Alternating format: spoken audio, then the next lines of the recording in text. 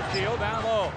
Read the double team. Hardaway, hammer time. I'm just glad to be here. I'm glad Penny is given his first opportunity to be here, as well as Coach Brian Hill, and I'm just going to go out, have a good time.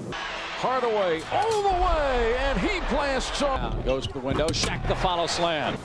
And in case you haven't figured it out yet, I've signed with the Los Angeles Lakers. Hardaway losing Johnson.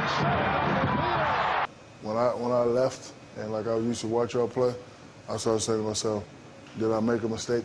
Penny Hardaway out to Shaquille.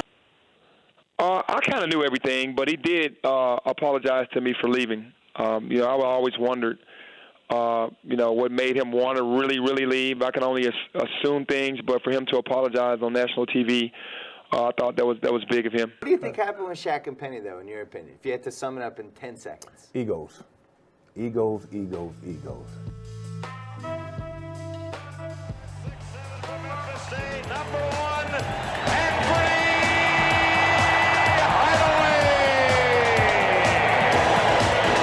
And at center, 7-1 from LSU, number 32, Shaquille O'Neal.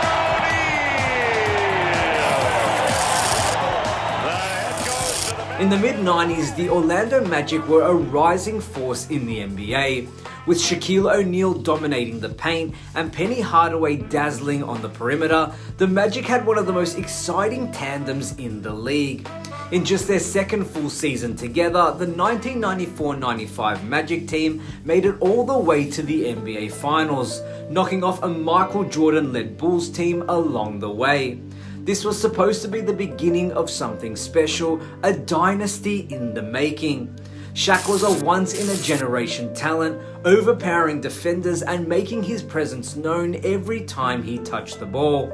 Penny, on the other hand, was a versatile playmaker, combining size, skill, and basketball IQ, making them a lethal 1-2 punch. But despite their immense potential, the Shaq-Penny duo never reached the heights many expected. Why, you might ask? Horace Grant, who played alongside both of them, summed it up perfectly in one word: egos. He expressed regret over how the team's immense talent went to waste due to internal struggles. Egos. Egos, egos, egos. And it's just a darn shame that all the talent that Shaq and Penny had, Shaq and Kobe, that they couldn't just be one and win championships. And that's what it should have been all about, not who gets the perfect parking space or who get the commercial, this and that. It shouldn't have been that way. It's amazing that people ask who team it is, which is Rich, the boss's team. Right, he owns the team. He owns the team. You can have two captains, and Shaq and Penny were our captains. They were our leaders. It's not like you have a defined leader like, say a Magic Johnson or Larry Bird or Michael Jordan. Those are defined leaders. And being a young team like in Orlando, it wasn't just one leader. We had two captains. Both players had larger-than-life personalities, and unfortunately, their egos got in the way of the team's success. One of the main sources of friction was the battle to be the face of the Orlando Magic franchise. This is my planet. You got room for a brother on your planet. Every great team needs a 1-2 punch. And we were a 1-2 punch.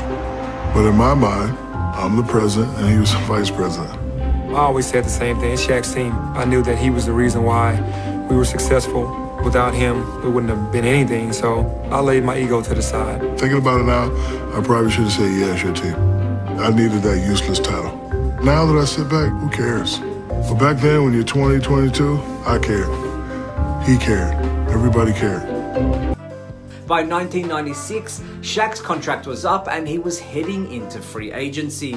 The franchise, the city, and even his teammate Penny Hardaway didn't always give him the respect he felt he deserved. There were rumors that Penny saw himself as the leader of the team and wasn't too keen on Shaq earning a bigger salary. Ultimately, O'Neal felt slighted, and instead of sticking around to see what the future held in Orlando, he took his talents to Los Angeles, signing with the Lakers. just want to, thank you all for coming out. And in case you haven't figured it out yet, I've signed with the Los Angeles Lakers. And keep in mind the word change. To me, change is for the good. And before we get started, I would like to thank Rich the Boss and the Orlando Magic for helping my dream come true in 1992 when they drafted me. They have a beautiful organization. They have a great organization. And they helped me to become the good player that I am today. And just like that, the Shaq and Penny era in Orlando was over after only 3 seasons. Losing Shaq was a massive blow to the Magic's hopes of ever hanging a championship banner in Orlando. I knew that when he had left that it was downhill for us because you can't lose a guy of that magnitude. Shaq was, to me, the best big man in the NBA. And to lose him, I knew that it was going to end my title run to try to get a ring and that he was going to go on to bigger and better things in LA. With Shaq and Penny healthy, they were nearly unstoppable. Shaq was dominant inside the paint while Penny's shot making and playmaking were the perfect complement to Shaq's brute force. Add in veterans like Horace Grant and sharpshooters Nick Anderson and Dennis Scott, and you had a team with all the pieces in place to win a title. Unfortunately, sticking together wouldn't have exactly guaranteed championships. The Chicago Bulls, led by Michael Jordan, were back in full force and would go on to dominate the NBA with 3 straight titles. Plus, other contenders like the New York Knicks, Seattle Supersonics, and Utah Jazz were all standing in the way as well. Nevertheless, it's one of the great NBA what-ifs. What if Shaq and Penny had set their egos aside and stuck together? Could they have built a dynasty in Orlando? We'll never know for sure, but Horace Grant's words remind us that even the most talented teams can be undone by off-court issues. Let me know what you think. Could Shaq and Penny have won it all if they stayed together? Tell us in the comments below, and if you enjoyed this video, don't forget to like, share and subscribe for more upcoming videos and NBA content. My name is Damian Peters. As always, thank you so much for watching, and I will see you next time.